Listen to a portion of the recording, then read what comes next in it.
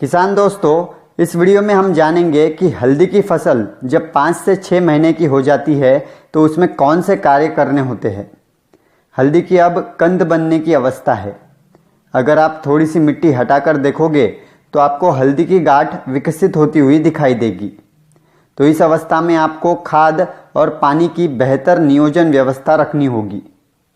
अच्छी पैदावार पाने के लिए जिन किसान के पास टपक सिंचाई सुविधा है वे वेंचुरी की मदद से 1261-0 खाद, 0050 खाद और माइक्रो न्यूट्रिएंट्स हल्दी को पानी के साथ दे सकते हैं।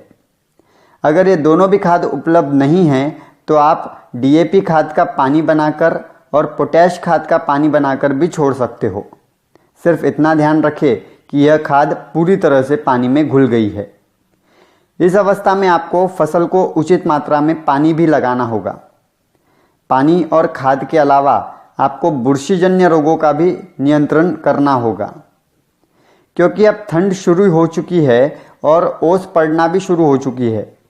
तो हल्दी की फसल पर बुरशीजन्य और जीवाणुजन्य रोगों का भी अटैक बढ़ना शुरू हो जाता है।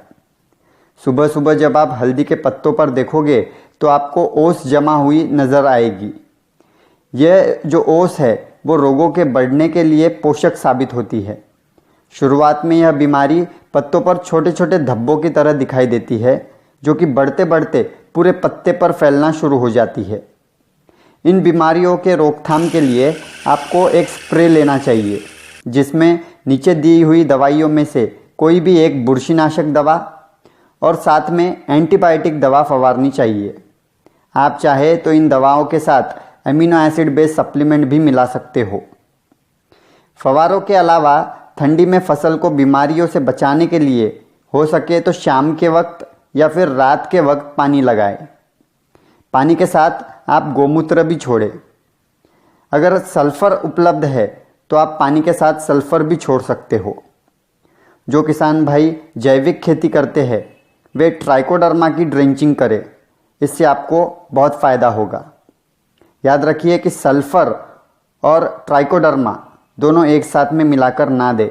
सुबह जल्दी और देर शाम में खेत के कोनों पर धुआं करें, इससे भी आपको फ़ायदा होगा।